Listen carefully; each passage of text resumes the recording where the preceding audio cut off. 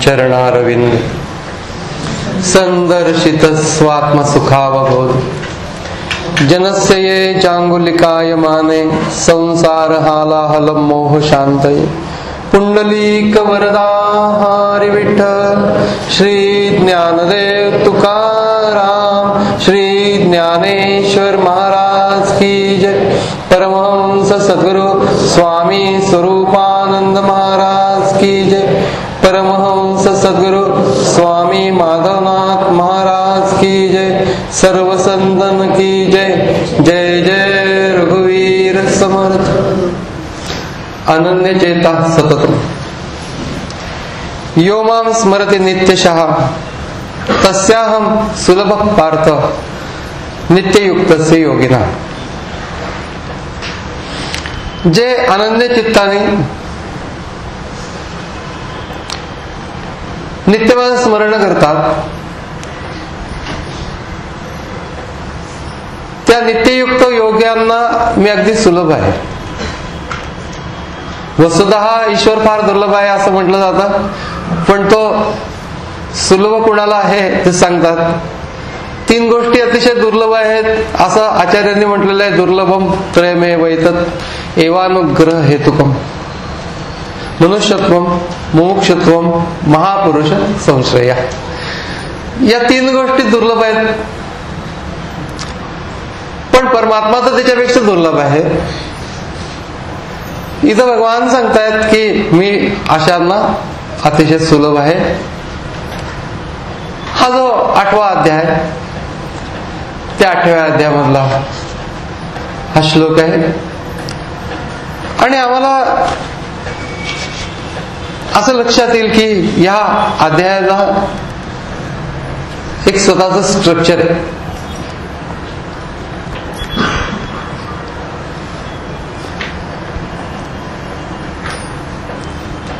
त्याची सुरुवात करताना ज्ञानेश्वर महाराजांनी अर्जुनाच्या दैवाचं वर्णन केलेलं आहे।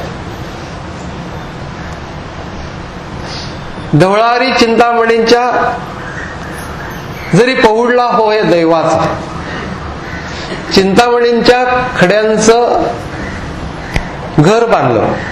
आता चिंतामणीचा एक खडा मिळाला तरी पुरं झालं, पण चिंतामणीच्या खड्याचं घर बांधलेलं आहे, त्याच्यात कोणी झोपेत सुद्धा काही बोलला तरी ते खरं होणार, प्राप्त होणार त्याला।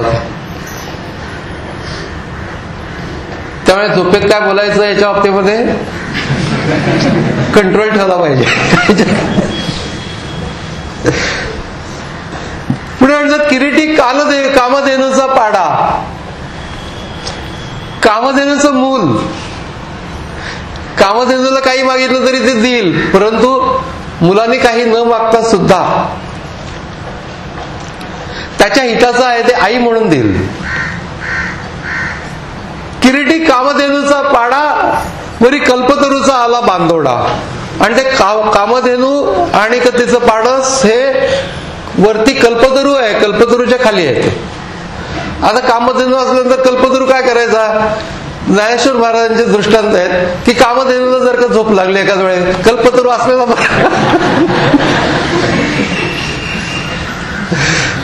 उत्तुंगच आहे सगळं। त्यामुळे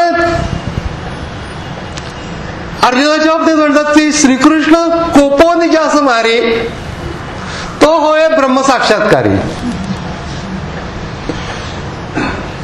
मग कृपेने उपदेश करी तो कैसा परी न पावे, त्याला तर ते प्राप्त होईलच।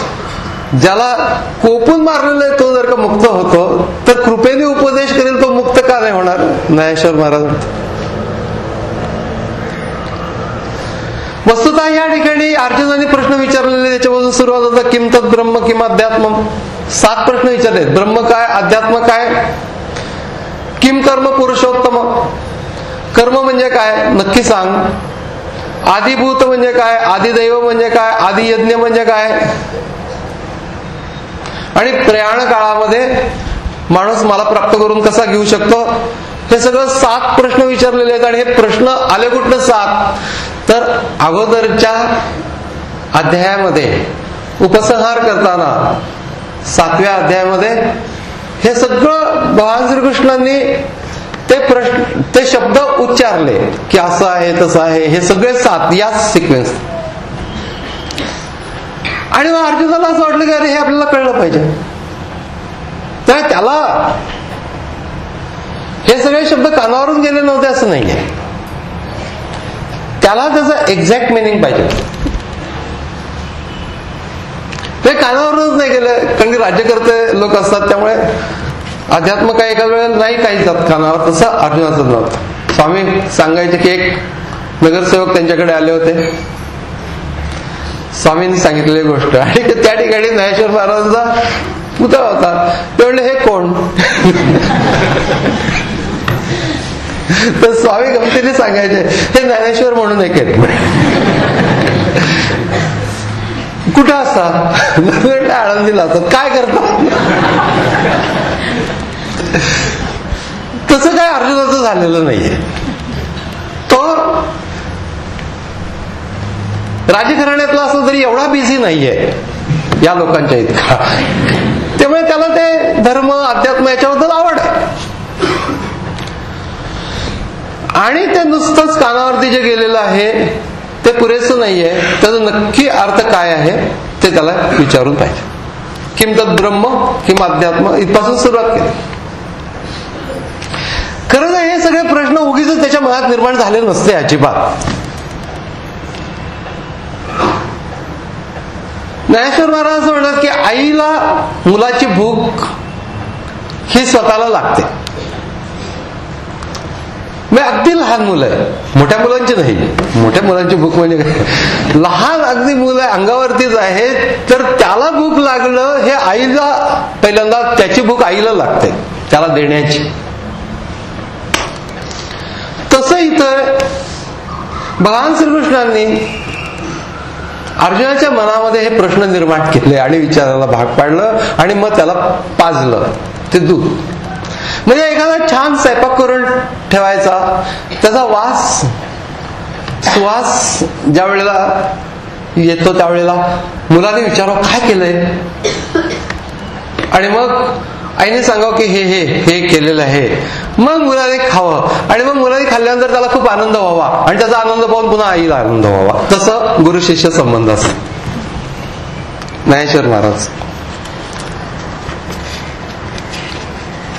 तशा प्रकारे ते म्हणतात की म्हणून कृपाळवा गुरुच्या ठाई हे नवल नव्हे काही. हे गुरूंची अशी पद्धतच आहे की शिष्याच्या मनात जिज्ञासा नसली तर उत्पन्न करायची, मग ती जिज्ञासा पुरवायची, आणि त्याने ज्याला आनंद झाला नाही स्वतः आनंदित व्हायचं. खूप सूक्ष्म भाग आहे. ब्रह्म म्हणजे काय, अध्यात्म म्हणजे काय, अगदी सगळीकडं सर्वव्यापी असलेलं जे परमतत्व त्याला ब्रह्म असं म्हणायचं. अध्यात्म त्याला ज्ञानेश्वर महाराजांनी आपुलियाची सहजस्थिती, स्वच्या स्थितीत सहज राहणं म्हणजे अध्यात्म. किती सोपी गोष्ट आहे ना. जया ब्रह्माची नित्यता असती तया नाव सुभद्रापती अध्यात्मक. स्वभाव अध्यात्म उच्चते असं सांगितलं की स्वभाव म्हणजे आत्मभाव, स्व म्हणजे मी, माझं जे मूळ स्वरूप आहे त्या मूळ स्वरूपाच्या जाणीवेमध्ये राहणं म्हणजे अध्यात्म. आणि मग ते जर सततच आहे असं असताना हे वेगळेपणा कशामुळे आहे. जर का माझं मूळ स्वरूप पण परमात्मा स्वरूप एकच आहे आणि अमुक तमुक वगैरे सगळं खूप दिवस ऐकत आलेलो आहात, तर असा वेगळेपणा का दिसतो. त्या ज्ञानेश्वर महाराज एक दृष्टांत दिलाय खूप सुंदर. पण केशांचा गुंडाळा वरी ठेवली स्फटिक शिळा. केसांचा गुंडाळा आहे म्हणजे गुंतवळ, ते कोणीतरी कुठेतरी टाकलं, कोणीतरी स्फटिक ठेवलं त्याच्यावर. स्फटिक ठेवल्यानंतर त्याच्यावरतून पाहिल्यानंतर त्या स्फटिकाला अनेक चिरा गेल्यासारखे दिसतात. खाली आहेत ते केस, आणि त्या केसांच्यामुळे त्या स्फटिकाला खूप चिरा गेल्यासारख्या दिसतात. ते वरी पाहिजे डोळा तो भेदली गमली, म्हणजे तिला चिरा गेलेत असं वाटतं. मग कुणी तर ते केस काढून टाकले, खालचे केश परवते नेले आणि भेदले, पण काय नेणू काय झाले, आणि ती परत पहिल्यासारखी झाली. पण पहिल्यासारखी झाली तरी डाक देऊन तिला सांधलेलं नाहीये, तरी डाक देऊन सांधले शिळे ते काही नाते अखंडीच आहे ती, तरी संगे भिन्न गमली होती. संघामुळे, त्या केसांच्या संघामुळे ती वेगळी अशी आपल्याला वाटत होतं. ती ज्या वेळेला ते केस बाजूला नेले त्यावेळेला जशी तशी दिसायला लागली. तेवी जी अहमभाव जाय तरी ऐक्य ते आधीच आहे. एकदा अहमभाव गेला वेगळेपणाचा की ऐक्य ते मुळातच आहे. त्याच्यासाठी म्हणून प्रयत्न करून ऐक्य करून घ्यायचं नाहीये, ऐक्य आहे ते समजून घ्यायचं.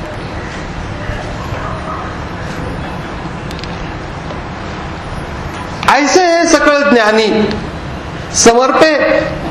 आणि मग त्याच्यानंतर हे जे सांगितलं ते खूपच सोपं आहे. त्याच्यासाठी म्हणून कृपाळ्या गुरुच्या ठाई त्यांच्यापाशी जाण्याचं कारण काय, तर हे कशा रीतीने वेगळे पण जाईल आणि तुझं मूळ स्वरूप काय ते गुरु सांगतात. शिष्य गुरु शिष्य संबंध हाच याच गोष्टीच्यासाठी आहे की शिष्याला आत्मज्ञान प्राप्त होतं. आनंद गोष्टी असतात त्याच्यामध्ये, आनंद संबंध असतात, त्याच्यामध्ये त्यांचं एक व्यक्तिमत्व असतं, त्याच्यानुसार ते वावरत असतात. आल्हाददायक असतं, जे जे काही पाहिजे त्याप्रमाणे ते वळत असतं समोरच्या व्यक्तीच्या प्रमाणे. त्याचं अनेक लोक निरनिराळ्या प्रकारे वर्णन पण करतात, तुम्ही ऐकलं पण असेल असं. आणि माझ्या त्या खाण्याच्या वरती इतकं बोललं जातं आणि करण्याच्या वरती की काही दिवसानंतर स्वामी केटरर्स असं मी काढणार.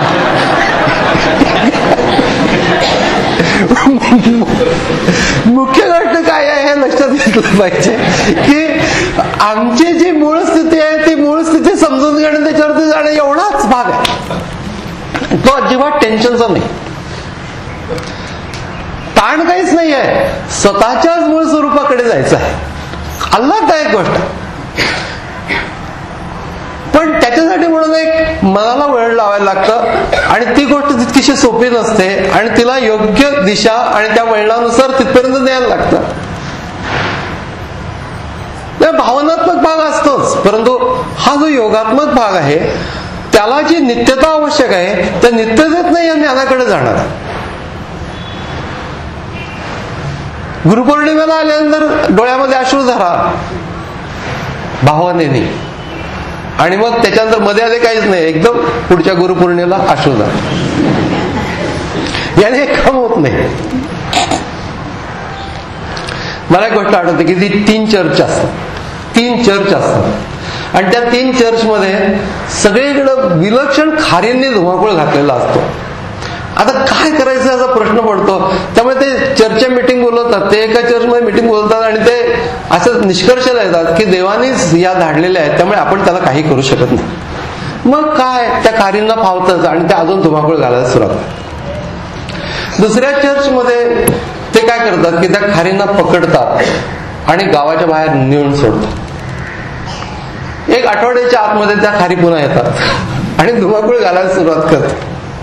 पण तिसऱ्या चर्चमध्ये मात्र ते त्या खारींना पकडतात आणि त्यांना बाप्तिस्मा देतात, म्हणजे त्यांना शिष्य करून घेतात आणि मग त्याच्यानंतर ते फक्त गुड फ्रायडेला येतात.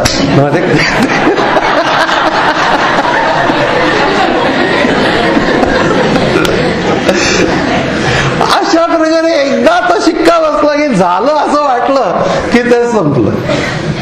तर ती गोष्ट जी आहे त्याच्या पाठीमागे आपल्याला असं वाटलं की थेरॉटिकली की असं झालं की झालं, पण तसं ते होत नाही.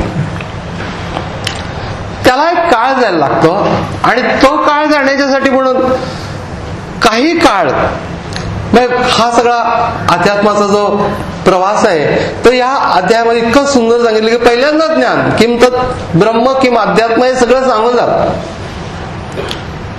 मग त्याच्यानंतर तो पुढे पुढे जात जात जात जात पुढे शेवटी ज्या अवस्थेमध्ये देह ठेवेल त्या अवस्थेनुसार त्याला गती प्राप्त होईल मनाच्या. म्हणजे मनाच्या अवस्थेनुसार गती प्राप्त, असं श्लोक. आणि म्हणून तस्मात सर्वेषु कालेषु माम अनुस्मर, तस्मात सर्वेषु कालेषु माम अनुस्मर काय एकदम अंतकाळी काय हरकत आहे? केव्हा स्वामी म्हणायचे केव्हा सांगता येत नाही. रिक्षावाले आहेत, ट्रकवाले आहेत, तर आपलं आपलं स्मरण करत राहावं. असं शेवटी स्मरण करू असं म्हणलं, मुळीच असं होत नाही. कधी कधी असं वाटतं की शेवटी स्मरण करू, कुठं काय सगळं शेवटी एकदम स्मरण होणार. अगदी स्मरण, देवाचं नाव घेतलं तरी त्याचं स्मरण होईलच असं नाही. स्वामी असं म्हणायचं की त्यांनी शेवटी राम म्हटला, आणि ते पुढे असं म्हणायचे की ते म्हणतच नाही, इतरच म्हणतात. शेवटी राम म्हटलं, ते काय म्हणतात. एका दुकानामध्ये पेढी असते, आणि त्या पेढीचा जो मालक आहे ते अगदी आता देह ठेवण्याच्या स्टेजमध्ये असतात घरी, अगदी शेवटचीच वेळ. मग ते आता किंचित डोळे उघडून विष्णू आहे का असं विचार. तर त्यांचे 3 मुलं असतात, विष्णू, केशव, नारायण. आहे म्हणतो तो, एकदम पुढे येतो, बाबा मी आहे म्हणतो. नारायण आहे का असं थोड्या वेळाने अजून क्षीण आवाजामध्ये. नारायण पुढे येतो, म्हणतो नारायण मी आहे नारायण. आता विष्णू झालं, नारायण झालं. थोड्या डोळे भेटलेले असतात, अगदी क्षीण गेलेलं असतं, अगदी शेवटचेच क्षण असावेत असे आहे ते. केशव आहे का? केशव पुढे येतो, मी आहे बाबा. म्हणजे सगळ्यांना वाटतं की सगळ्या मुला बाळांच्या मध्ये कसे चाललेले आहेत असं. एवढं सगळं झाल्यानंतर एकदम मग दुकानात कोण आहे असं म्हणून मरतो.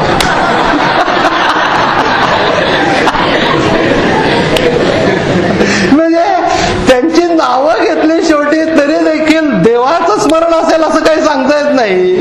भलतंच काहीतरी स्मरण असून, पण शेवटी ते स्मरण याच्यासाठी, म्हणून शेवटच्या स्मरणाच्या साठीची आपली तयारी नसून जगत असताना, मरण्याच्या वेळेची तयारी न करताना जगताना आम्ही काय करतो ते महत्वाची गोष्ट आहे. या क्षणाला काय करतो आहे ते महत्वाचं आहे. त्या क्षणाला काय व्हायचं असेल तर होईल. शेवटची तयारी करत करत बसायचं. आपले काय वय झालंय, कुणालाही असं वाटत नाही, 90च्या पुढे सुद्धा वाटत नाही की वय झालंय. तर असं काही शेवटच्या क्षणाच्या साठी म्हणून दिलेलं नाहीये. परंतु मुख्य गोष्ट अशी आहे की या जन्मामध्ये आम्ही अनुभवणार आहोत का नाही, आणि ते जर का अनुभवायचं असेल तर त्याच्यासाठीचा मार्ग, मग तो प्रवास पुढे या अभ्यास योग युक्तेन चेतसा नान्यगामिना परमं पुरुषम दिव्यम याती पार्थानं चिंतयेत. गोंदवलेकर महाराजांना कोणीतरी विचारलं की परमेश्वराला कसं आठवावं, तर त्याच्यावरती त्यांनी सांगितलं की 8व्या अध्यायातल्या 8व्या श्लोकात जसं सांगितलं तसं आठवावं. तो हा श्लोक आहे. अभ्यास योग युक्तेनं चेतसा नान्यगामिना, चित्ताला इकडे तिकडे जाऊन न देता अभ्यास करायला लागतो. आणि हा अभ्यास ज्या वेळेला होत असेल त्याला स्वतःसाठी वेळ काढायला लागतो. स्वतःसाठी आहे, गुरूंच्यासाठी नव्हे, स्वतःसाठी. अभ्यास योग युक्तेनं चेतसा नान्यगामिना, चित्ताला इकडे तिकडे जाऊन न देणं, ही क्षमता विकसित होते. त्याच्यासाठी म्हणून आता बसल्यानंतर लक्ष ठेवलं नाहीस तर मुळीच होणार नाही. पुढच्या महिन्याचे सगळे हिशोब करशील, कुठं कुठं काय काय करायचं आहे, किंवा परीक्षेचं टाइम टेबल ध्यानात येऊन जाईल सगळं. आणि हे राहिलंय. या सगळ्या गोष्टी चित्ताला इकडे तिकडे जाऊन न देता फोकस करायचं. चेतसा नान्यगामिना परमं पुरुषम दिव्यम, या परमपुरुषाचं, दिव्य परमपुरुषाचं अनुचिंतन करायचं. नाही, त्याच्याशी एकरूप होण्याचा तो जो प्रयत्न आहे त्याला अनुचिंतन असं म्हणतात. कुठे आहे तो परमपुरुष? रेख रूप जेही है नाही, अधर धरो नाही देह, जो देहाला धरून राहत नाही, ज्याला धरून देह राहतो. गगन मंडल के मध्य में रहता पुरुष विदेह, तो आपल्याच गगन मंडलामध्ये, म्हणजे आज्ञाचक्रापासून ते सहस्रार चक्र, भ्रूमध्यापासून ते टाळूपर्यंत ज्यांना कोणाला हा भाग आहे त्यांनी तिथं लक्ष ठेवा. त्याच्यानंतर तिथून पुढे स्ववरती लक्ष केंद्रित करायचं आहे. त्याच्या अगोदर मंत्रावरती लक्ष केंद्रित करणं आवश्यक. श्वास घेताना सोडताना जो मंत्र दिलेला आहे गुरूंनी तो सोम मंत्र असेल, कोणाचा श्रीराम असेल, कोणाचा ओम असेल, अजून काही पण लहान. आणि मग त्या मंत्रावरती स्थिर होऊन हळूहळू परत तो स्ववरती न्यायचा. तो जरा अवघड प्रवास आहे.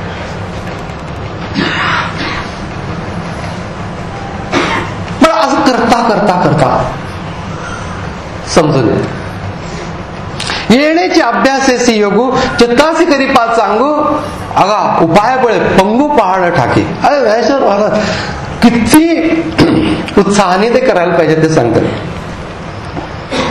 अरे योग्य पद्धतीने गेलं तर पंगू सुद्धा पहाडावरती जाऊ शकतो. योग्य पद्धतीने कर. तेवी सदभ्यास निरंतर चित्तास परमपुरुषाची मोहर लावी मग शरीर राहो अथवा जाओ. केवढा विशेष विचार सांगितला की शरीर राहो किंवा जाओ.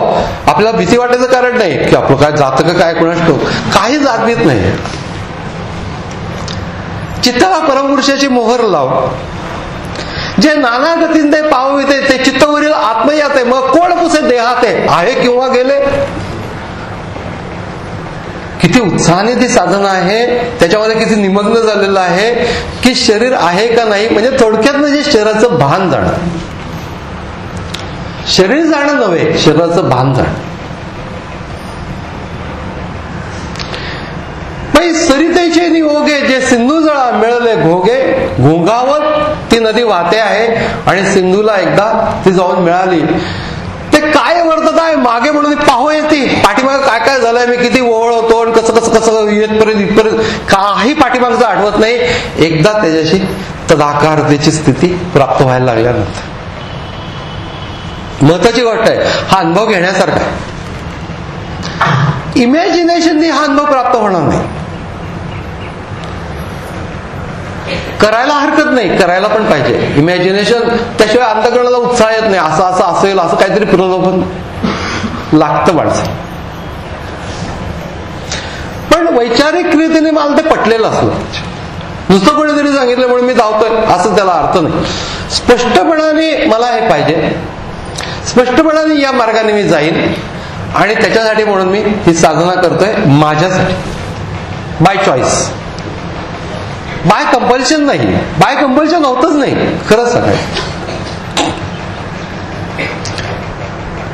ना. ते समुद्राची होऊन ठेले. अरे ते समुद्रच झालं. ते बी चित्ताचे चैतन्य झाले. जे ते यातायात निमाले घनानंद. जे यातायात म्हणजे त्रास असा एक त्याचा अर्थ आहे आणि यातायात म्हणजे येणं जाणं. या दोन्ही गोष्टी निमाल्या, शांत झालं. ही जी अवस्था आहे ती प्राप्त कर.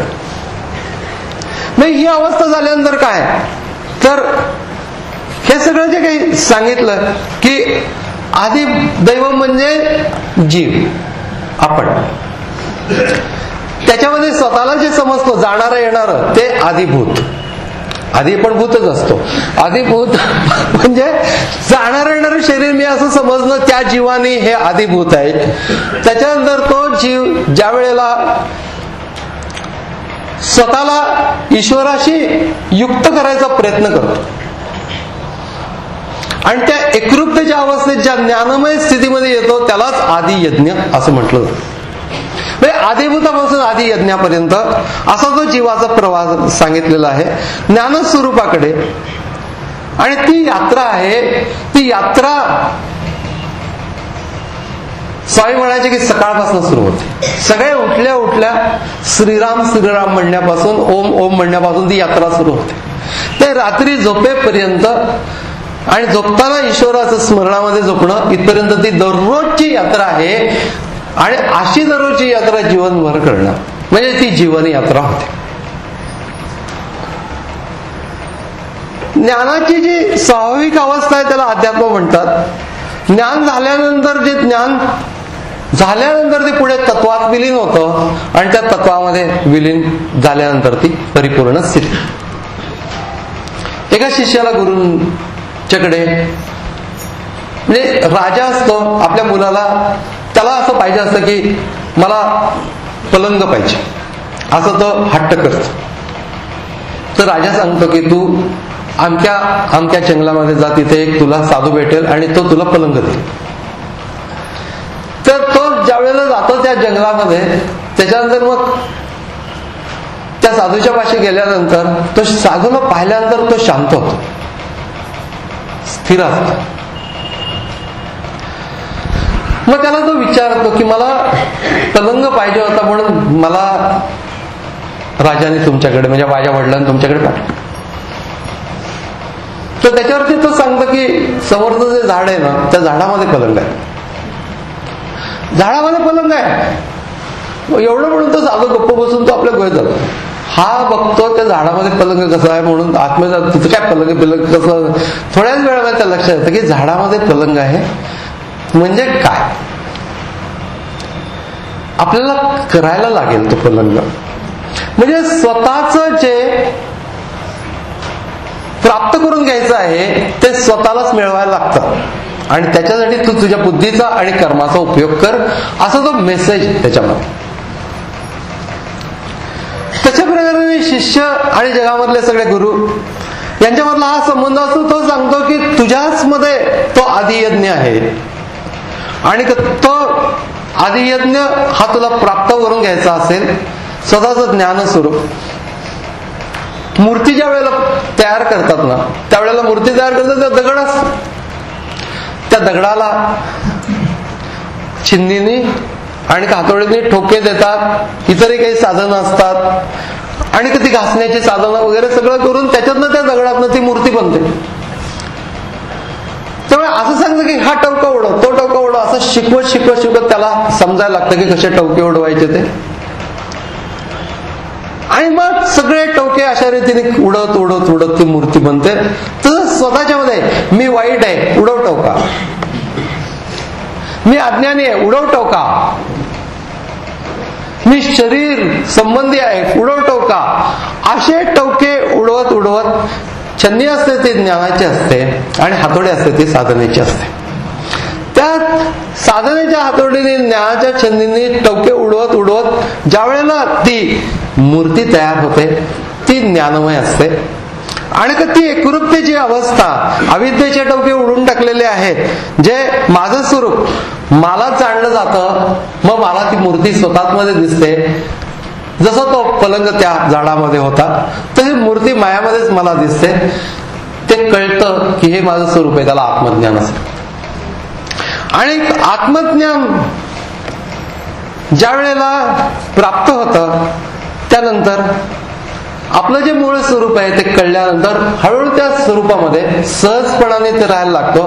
माझं हे स्वरूप आहे, असं असं घडलं हे सगळं विसरून जाऊन तो त्या स्वरूपामध्ये राहतो. त्यावेळेला त्याला, त्या अवस्थेला आदियज्ञ असं म्हटलं. या अवस्था जी आहे ती टवके उडवण्याची पद्धत गुरु सांगतात. सगळी दिवसभराची साधना, जीवनभराची साधना ती तुमच्या बरोबरच आहे. स्वामी ज्या वेळेला शिवणकाम करत असत त्यावेळेला गीतेतले श्लोक म्हणत असत आणि त्या गीतेतले श्लोक म्हणत असताना आजूबाजूच्या लोकांना म्हणायचं की हा कोण शिंपी आहे की गीतेतले श्लोक म्हणत शिवतोय. दुकानामध्ये झाडून काढणं त्यांचं, त्या सगळ्या गोष्टी आम्ही अगदी लहानपणापासून बघितल्या. म्हणजे 73 पासून मी बघत होतो आणि त्यावेळेला त्यांना त्या स्वरूपामध्ये आम्ही बघितलं. त्या स्वरूपामध्ये आम्हाला असं वाटलं की अध्यात्म हे जीवनामध्ये सगळ्या गोष्टींना व्यापून राहणारी गोष्ट आहे, ती काही स्वतंत्र गोष्ट नाही. झाडून काढताना अतिशय व्यवस्थित शांतपणाने आडवा कुंचा धरून, उभ्या कुंचाने नीट झाडता येत नाही. कुठलाही ताटा चालतच नाही, केराला सुद्धा चालत नाही. असं नीट झाडून बघत राहावं अशी प्रत्येक कृती असायची त्यांची. त्याच्यावर ते खुर्चीवरती बसलेले असायचे, शांत बसलेले असायचे. आम्ही त्यांच्यापाशी जाऊन बसायचो. त्याच्यावर ते शांत बसले असं आपण शांत बसावं असं वाटायचं, त्यांनी बोलावं असं वाटायचं नाही. पण ते जेव्हा बोलायचे त्यावेळेला त्यांनी थांबावं असं वाटायचं नाही. अशा प्रकारचं ते एक विलक्षण व्यक्तिमत्व होतं. आणि त्या सगळ्या गोष्टीच्या मध्ये कृष्ण विष्णू हरी गोविंद ज्ञानेश्वर महाराज या नामांचे निखळ प्रबंध अनेक ठिकाणी चाललेले असतात, अनेक सत्पुरुषांच्या मध्ये चाललेले असतात. हे कृष्ण विष्णू हरी गोविंद या नामाचे निखळ प्रबंध. पण पुढे जे ज्ञानेश्वर महाराज म्हणले माझी आत्मचर्चा विशद उदंड गाती, हे कुठेही पाहायला मिळतं. नुसताच घोष. आत्मचर्चा म्हणजे आत्मस्थितीवरती त्या नामाच्या सहाय्याने बंधन न जाणं, शांत होणं, स्वच्या मध्येच नाम घेत घेत स्वतःच्या मधल्या चैतन्याला स्पर्श करणं, हे आत्मचर्चा विशद उदंड गाती. या अवस्थेमध्ये स्वामी स्वरूपानंद सहजासहजी बोलता बोलता त्यांचा तो सोहमचा श्वास येत असतो. शांत असत, फारसं बोलत नसत. त्यांच्या प्रकृतीच्या पद्धतीने अवस्थेनुसार ते जास्त बोलत नसत, परंतु जे काही बोलत त्याच्यामध्ये तो सोहमचा श्वास. कारण की हे सगळं सुटून जाऊन नुसतीच चर्चा असं परमार्थ एक असतो आणि त्याच्यामध्ये साधकांना जास्तीत जास्त मजा वाटते. चर्चात्मक परमार्थ दुसऱ्यांचं कसं चुकतं वाला, आपल्याला काही प्राप्त होत नाही. आणि हे कळेपर्यंत आपलं वय गेलेलं असतं. चंप भिशीकर जे आता आपल्यामध्ये नाही आहेत, परंतु सोलापूरच्या एका प्रवचनामध्ये त्यांनी म्हटलं होतं की अध्यात्म हा प्रथम पुरुषी एकवचनी शब्द आहे.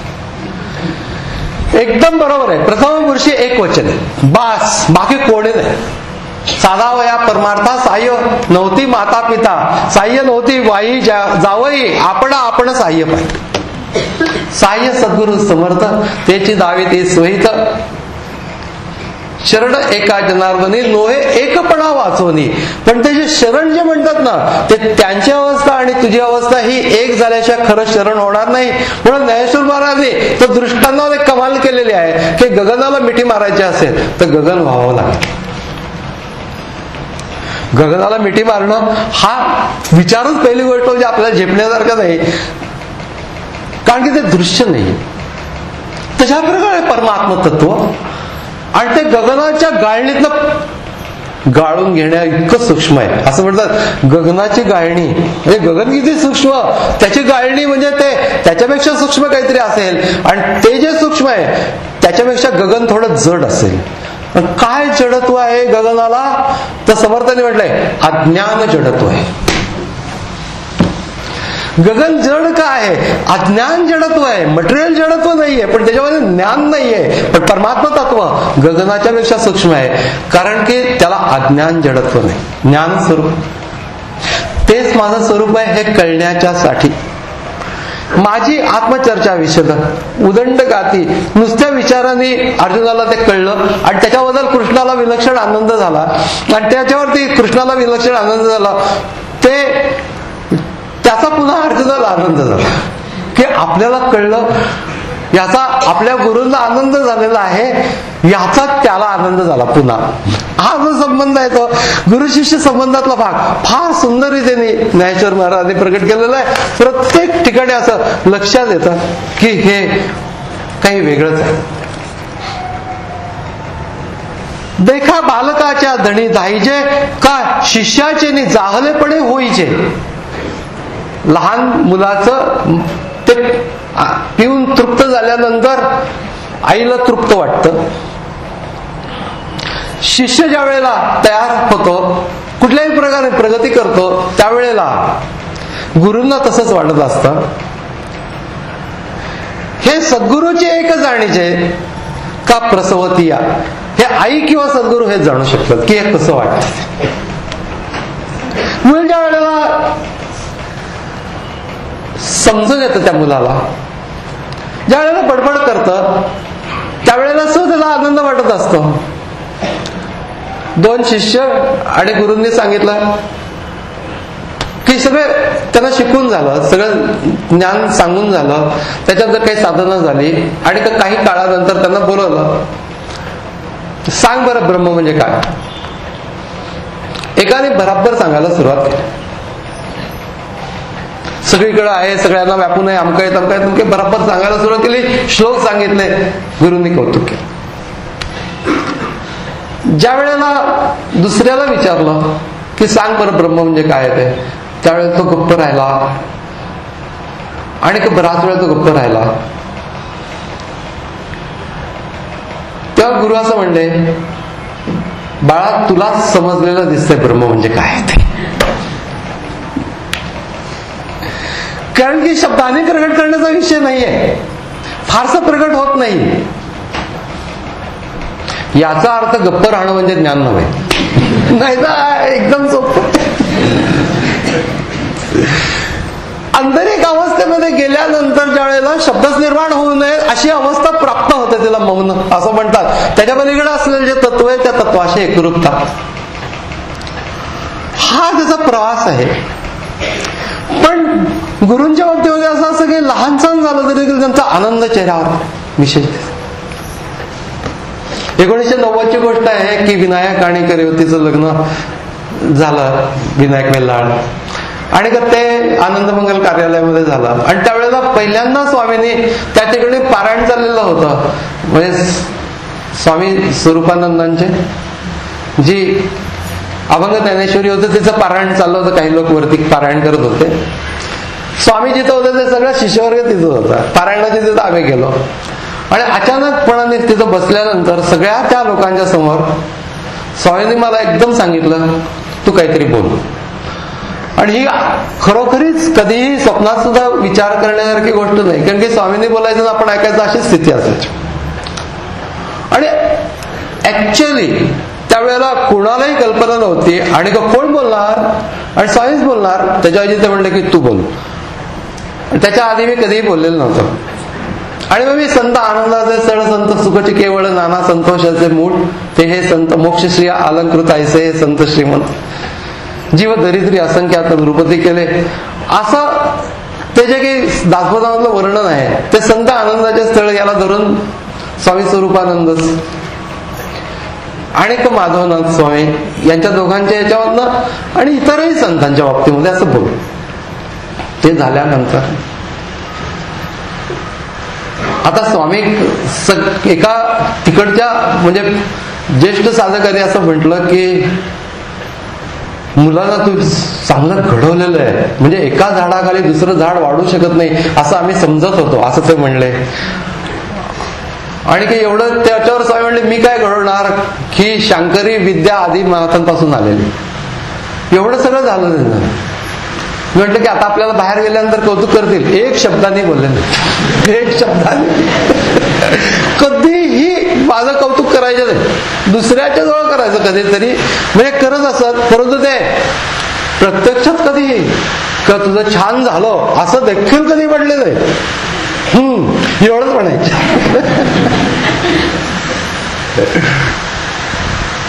शिष्याला घडवण्याच्यासाठी म्हणून गुरु आनंद उपाय योजत असतात आणि ते त्याच्या नकळत त्याला घडवत असतात. सज्जनगडला ज्या वेळेला शिवतरगडीमध्ये ज्या वेळेला मी समर्थच माझे सद्गुरू असं पहिल्यांदा ठरवलं होतं, त्यानुसार नंतर मग काय झाले प्रसंग तुम्हाला माहिती आहे. आणि स्वामी शिवतरगडीमध्ये मी तिथं समोर बसल्यानंतर मला खूप उचंबळून आलं आणि मी अक्षरशः नाही मोठ्याने रडलो होतो. मला आता असं वाटलं की स्वामी जवळ घेतील, डोक्यावर हात करतील. पाहिलं सुद्धा नाही, पाहिलं सुद्धा नाही. याचं कारण असं की ही इतकी प्रगट करण्याची गोष्ट नाही. अनेक प्रकाराने काय चुका कमी झाल्या, काही चुका कमी वगैरे झाल्या, भरपूर चुका होऊ शकतात. एकदा स्वामींच्याकडे द्रष्टा स्वरूपाच्या अवस्थेमध्ये असताना आपण स्वरूपाच्या अवस्थेत आहे असं कुणाला कळतं, असा एक प्रश्न विचारला होता. त्यावेळेला म्हणलं तदा द्रष्टा स्वरूपे वस्तानम. त्याच्यावरती काही बोलले नाही. तदा द्रष्टुः स्वरूपे वस्तानम, हे द्रष्टा स्वरूपे वस्तानम हे उच्चार चुकीचा आहे. द्रष्टुः स्वरूपे वस्तानम हे तुझं चुकलं असं म्हणले नाही, फक्त योग्य काय ते म्हणून दाखव. हे ज्या सगळ्या गोष्टी आहेत ते आम्हाला शिकून जातं की अरे दुसऱ्यांना सांभाळायचं असतं म्हणजे कसं सांभाळायचं असतं, स्वामीने आपल्याला कसं सांभाळलेलं आहे हे क्षणोक्षणी आठवत. पण त्यावेळेला त्याचप्रमाणे विलक्षण आत्मीयता सर्व गोष्टींच्या बद्दल असायची. पनवेलला ज्या वेळेला मी प्रथम गेलो होतो, प्रवचन करण्यासाठी स्वामींनी पाठवलं होतं आणि प्रवचन प्रथम केलं पनवेलला आणि त्यात तिथे गणपतीच्या मंदिरामध्ये. स्वामी त्यावेळेला हॉस्पिटलमध्ये होते आणि त्या हॉस्पिटलमध्ये आता पॅरालिसिसचा अटॅक आणि या सगळ्या गोष्टींमधून ते जातच होते. मग तिकडून ज्या वेळेला मी पनवेलवरून आलो तसं डायरेक्ट हॉस्पिटलमध्ये. त्यांनी पहिला प्रश्न विचारला की सकाळी ध्यानाला किती लोक आले होते. तर मी सांगितलं 60 लोक आले होते. असं म्हटल्या बरोबर डोळे मिटले आणि त्यांच्या दोन्ही डोळ्यातनं अश्रू धरा. कन्सर्न तुम्ही करत असल्याबद्दलच्या एक आतून एक कन्सर्न असतं गुरूंना आणि हे आम्हाला समजत नसतं. आम्हाला असं वाटतं की आम्ही ते करतो आहोत, झेंडे घेऊन जातो आहोत. आतून पूर्णपणाने ते तुमच्याशी जोडलेले आहेत. कार्य जसं होत असतं त्यावेळेला खरोखरीच एक प्रसंग असा झाला की मी ज्ञानेश्वरी सकाळी मला थोडासा वेळ दिलेला असायचा एक रविवारी, कधी कधी अर्धा तास, पाऊण तास, 1 तास पण दिला. आणि ज्ञानेश्वरीवरचं प्रवचन झाल्यानंतर काय विशेष सांगितलं सांगा. म्हटलं विशेष काय भावलं ते सांग. तर ज्ञानेश्वर महाराजांनी असं म्हटलं 6व्या अध्यायाच्या मध्ये, ज्ञानदेव म्हणे मी चाडे. चाडे म्हणजे जे बी पेरण्याचं जे भांडं असतं ना त्याला चाड असं म्हणतात आणि त्याच्यातनं ते बी पेरलं जातं म्हणजे शेतामध्ये. ज्ञानदेव म्हणे मी चाडे केले सद्गुरूंनी कोडे, म्हणजे सद्गुरूंनी कौतुकाने मला चाड म्हणजे बी पेरण्याचं भांडं केलं. आणि त्याच्यावर पुढे असं मी काही म्हणायच्या अगोदर त्यांनी ये म्हणले, डोक्यावर हात ठेवला आणि म्हणले की माता हात ठेविला ते पुढे बीजची वाहिले. ते भांड्यामध्ये बीज आलं कुठलं, डोक्यावरती हात ठेवला आणि त्याच्यामधनं बीज ते भांड्यामध्ये आलं. म्हणून येणे मुखे जे जे निघे ते संतांच्या हृदयी साचची लागे. असल्या जोव्या तुला आवडणार असं म्हणले. या सगळ्या ज्या गोष्टी आहेत त्या सगळ्या गोष्टी गुरुपौर्णिमेच्या या दिवशी विशेष करून आठवतात. आणि त्याच्या वेळेला अंतकाळी जे काही येतं ते गोष्ट त्यांचं संबंध जीवनाचा परिपाक असतो.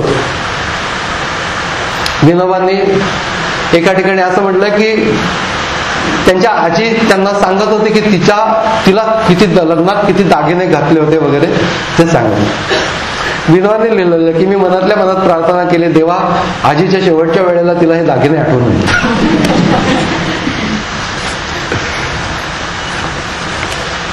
तर तशा प्रकाराने शेवटी तो त्याला हाक मारेल का, शेवटी त्याच्याशी एकरूपतेच्या अवस्थेमध्ये जाईल का, शेवटी जाण्याचा प्रश्न नाही, अगोदर जाण्याचा प्रश्न. अगोदर जर एकरूपतेच्या अवस्थेमध्ये असेल, मरणाच्या अलीकडील मेरे, मरणाच्या अलीकडच्या तटावरती ते माझ्याशी एकरूप होऊन गेले, तर पलीकडे गेल्यानंतर माझ्या बरोबर असेल याच्यामध्ये शंका काय. तर तो प्रश्न नाही, अलीकडच्या काठावरती आम्ही त्याच्याशी एकरूप होतो का हाच प्रश्न.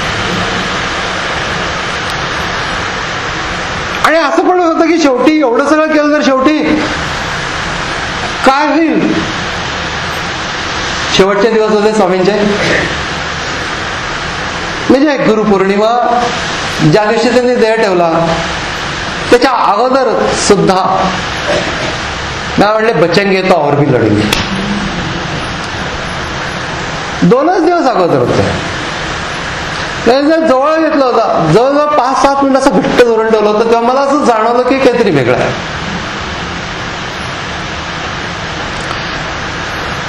आतमध्ये गेल्यानंतर ज्ञानेश्वर महाराजांनी म्हटलं की अरे एखादा रंग सुद्धा आडला आणि त्याने काकुळतीने हाक मारली तर मी धावून जातो. तर ज्याने जन्मभर माझं केलं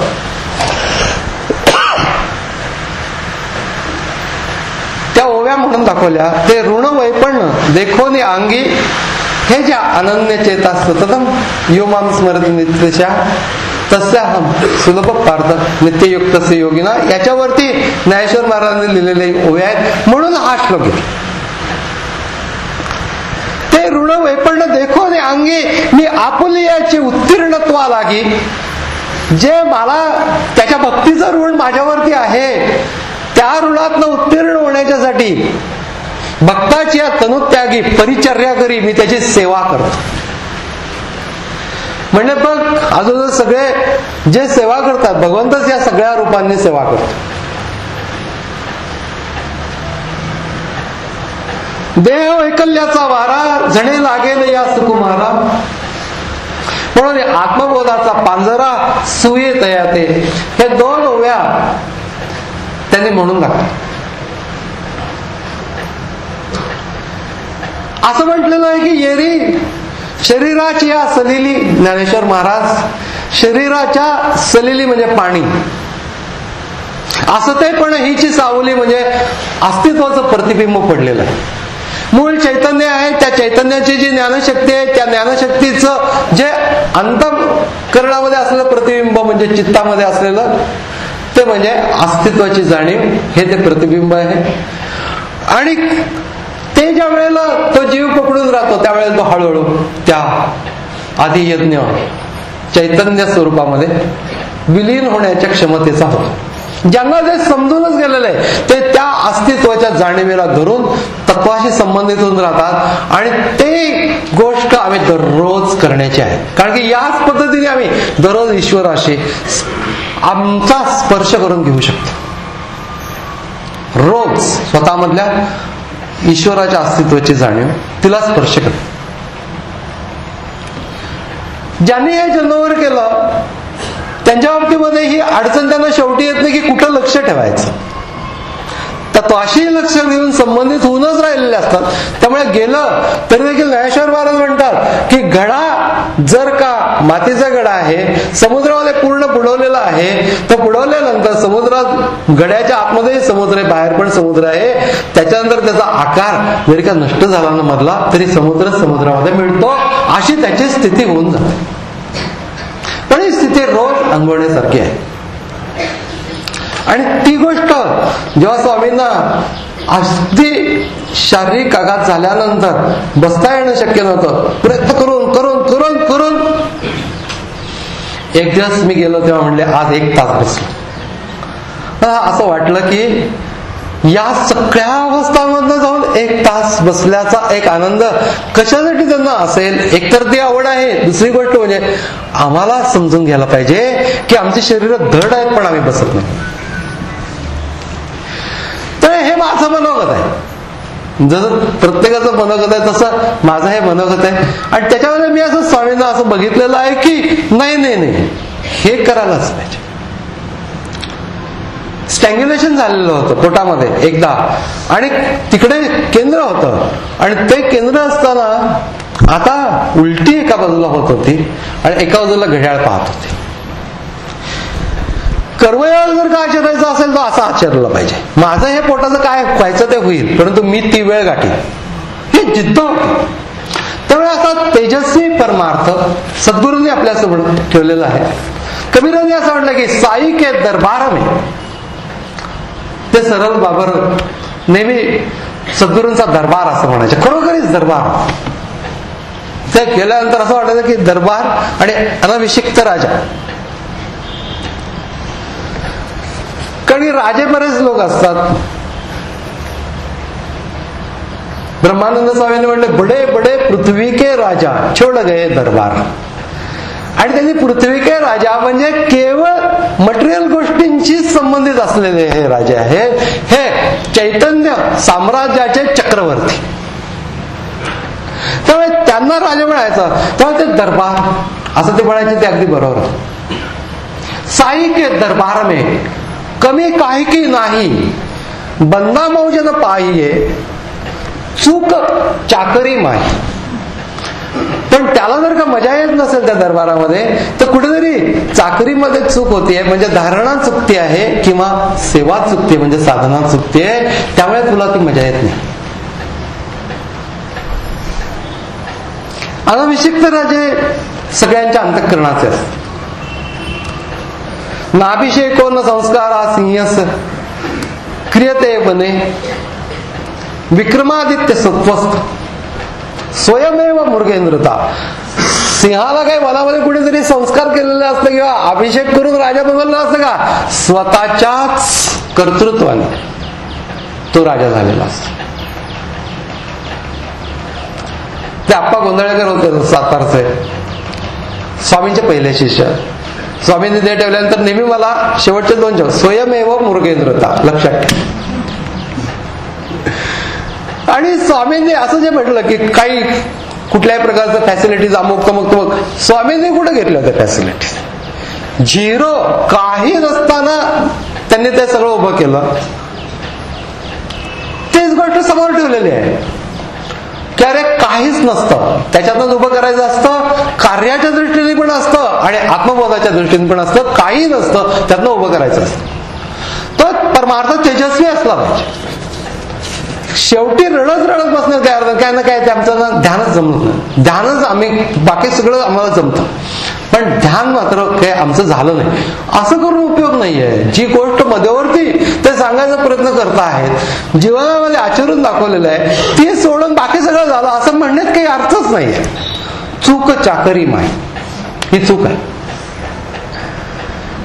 तर पुण्यतिथी यांची, स्वामीजींची आज पुण्यतिथी असं म्हणण्याचं कारण ज्ञानेश्वर महाराजांनी म्हणलं की पापात्मक पापे नरका जायचे. म्हणजे उद्देशही वाईट आणि कृती पण वाईट. पापात्मक पापे नरका जायचे, पुण्यात्मक पापे स्वर्गा जायचे. स्वर्गप्राप्ती म्हणजे उपभोगाची इच्छा, हे पण पापच आहे. पुण्यात्मक पापे, चांगले कर्म केले आहेत, परंतु पुण्यात्मक पापे स्वर्गा जायचे. माते जेणी पावीचे, हे मलाच ज्या वेळेला ज्या पद्धतीने येऊन मिळतो ते शुद्ध पुण्य. आणि असं शुद्ध पुण्य जन्मभर ज्यांनी केलं त्यांच्या तिथीला पुण्यतिथी असं म्हणतात. म्हणून स्वामीजींची पुण्यतिथी, गुरुपौर्णिमेचा उत्सव हा वस्तुतः सद्गुरूंचा उत्सव आहे, माया दृष्टीने स्वामीजींचा, स्वामी स्वरूपानंदांचा. त्या दृष्टीने आम्ही बघितलं तर असं आपल्या डोळ्यासमोर एक आमच्यामध्ये असणारी व्यक्ती, संसार करणारी व्यक्ती, कुठल्याही देहाच्या अवस्थेत असलेली व्यक्ती अंतिम स्थितीला जाऊ शकते, याचा आदर्श घडलेला आहे. गुरुदेव रानडे यांनी सुद्धा एकदा एका बाबा बेलसर यांनी त्यांना विचारलं की तब्येत कशी आहे, तर त्यांनी सांगितलं की गेले 40 वर्ष एकही दिवस असा गेला नाही की तब्येत चांगली होती. मेंदूचा क्षय झालेला 28व्या वर्ष. 75च्या पुढे जाऊन त्यांनी इतकं गंधसंपदा निर्माण करून अत्युच्च पद प्राप्त करून घेतलं. गुरुसेवा म्हणजे साधना, याच्या सहित भावताच काही शंकाच नाही. त्यामुळे भावाच्या बाबतीमध्ये आमच्यामध्ये काही न्यून असतं असं नाही आहे. पण आमच्यामध्ये अडचण या ठिकाणी असते की आम्हाला स्थिर स्वमध्ये जायचं आहे आणि ही गोष्ट आम्ही समजून घेऊन पुन्हा पुन्हा करायला पाहिजे. काही झालं, नाही जमलं तरी नाही जमलं. पारा याचा रवा घेता भूमीवरी यज्ञ परोपरी साधन तैसे. पारास आणल्यानंतर पुन्हा गोळा करताना कुठे अडकलं तरी 2 गोळे होतात, पण हळूहळू हळूहळू तो गोळा करता येतो. तसंच मन गोळा करून तत्वात विलीन करता येतं, 100% करता येतं. आहे त्या परिस्थितीतनं अध्यात्मक करता येतं. आमची परिस्थिती तितकीशी वाईट नाहीये, आम्हीच वाईट करतो किंवा आम्हीच असं ठरवतो की इतकी चांगली नाहीये. चांगली आहे. सदैव तुमचे उघडे आहे हात पाय चालाया, तुकाराम महाराज. अरे हातपाय चालायला आहेत, डोळे आहेत, कान आहेत, सगळ्याचा उपयोग करून घ्या. त्यानुसार जे विशेष प्रबोधन आहे, जे सद्गुरूंनी सांगितलं, त्या सगळ्यांच्या मध्ये शेवटी या तत्वापर्यंत येथील विषयाची तिळांजली देऊनी प्रवृत्तीवर निगड घालून माते हृदयी सुनी भोगिताती तरी भोगत या आराणुका भेटणे नाही क्षुधालिका. त्याच्या भेटण्याच्या मध्ये ती जी आवड आहे त्याच्यामधनं क्षुधा तृषा यांना देखील तो भेटत नाही. डोळे वगैरे अशा रंक गोष्टींच्याकडे कोण जातो असं ते म्हणतात. जे अंधकरणी मध्ये लिगटले मीची होऊन आतले उपासती ऐसे निरंतर एकवटले. अशा रीतीने एकरूपतेची अवस्था ज्ञानेश्वर महाराजांनी व्यक्त केली. या सगळ्या लोकांनी हा परमार्थ जिवंत केला. जीजी महाराज होऊन गेले. त्यांना कोणीतरी म्हटलं की अहो योग तुम्ही करत नाही. तर म्हटलं की कधी वियोगच नाही तर योग कसा करा. एक फार अवघड गोष्ट आहे. ज्ञानाची बोलणी आहे ती आपण स्वतःला लावून घेता कामा नाही. नाही तर कुठे काय धनगर नाही काय वियोगच नाही असं स्वतःला ते मुळीच लावता कामा नये. ती स्थिती प्राप्त झाली पाहिजे. ऐसे चराचर एक भाग्य चराचराचं भाग्य कृष्ण बोलला असं म्हणलंच नाहीये भगवद्गीतेमध्ये. फक्त श्री भगवान वाच म्हटलेलं आहे. त्याचा उपसंहार भगवद्गीतेने कधी केलेला नाही.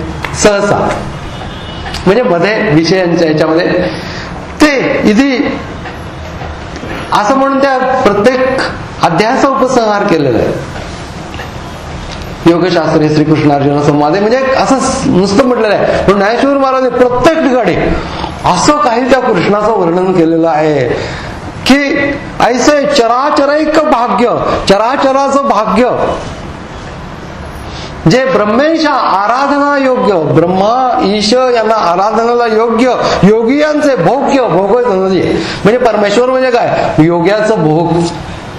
योग्याचा भोग काय देव बाकी काही भोग नाही. योगियांचे भोग्य भोगधनाचे जे सकळ कळांची कळा जो परमानंदाचा पुतळा जो जीवीचा जिव्हाळा विश्वाच्या जीवीचा जिव्हाळा जो सर्वज्ञतेचा बोलावा जो यादव कुळीचा कुळदिवा तो कृष्णजी पांडवाप्रती बोलला म्हणजे आपल्याशी बोलला. सगळ्यांच्या रूपाने बोलला आहे. कृष्ण व्यासांच्या रूपाने बोलला कृष्णाच्या रूपाने बोललेला आहे. त्याच्यानंतर स्वामी स्वरूपानंदांच्या रूपाने बोललेला आहे. माधवनाथांच्या रूपाने बोललेला आहे. त्याने मला सांगितलेलं आहे की असं असं तुझं मुक्कामाचं ठिकाण तुझ्याच आतमध्ये आहे. आणि ते मात्र एवढं मोठं जे ऐश्वर्य ज्या वेळेला असतं ना त्यावेळेला वारसा सिद्ध करायला लागतो. ऐश्वर्य किरकोळ असलं तर वारसा सिद्ध करण्याचा प्रश्न आहे. मोठा ऐश्वर्याचा वारसा सिद्ध करायला लागतो. तो आत्मय जाऊन ती अवस्था अनुभवून तो सिद्ध करायचा. या दिवशी स्वामीजींना नमस्कार करताना आम्ही त्या गोष्टीची आठवण ठेवली म्हणजे पुरे आहे.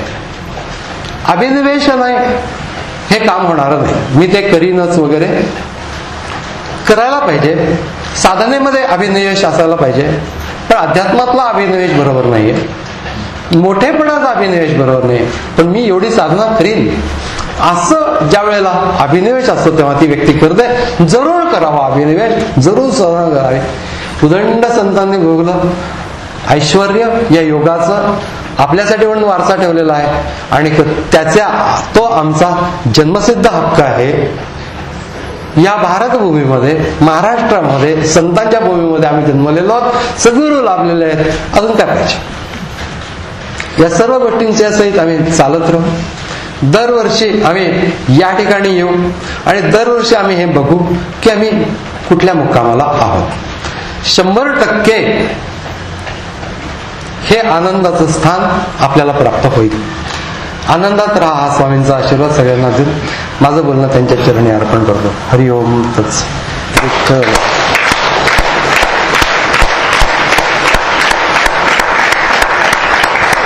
पुंडलीक वरदा हरी विठ्ठल श्री ज्ञानदेव तुकाराम पंढरीनाथ महाराज की जय. जगद्गुरु श्री ज्ञानेश्वर महाराज की जय. जगद्गुरु श्री तुकाराम महाराज की जय. परमहंस सद्गुरु स्वामी स्वरूपानंद महाराज की जय.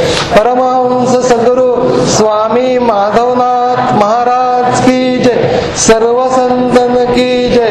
जय जय रघुवीर समर्थ.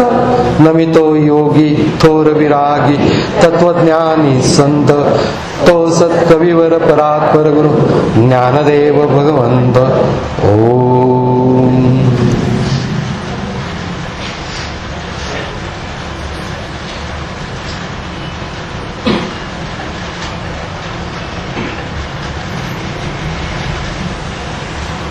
हरि हरि ओम.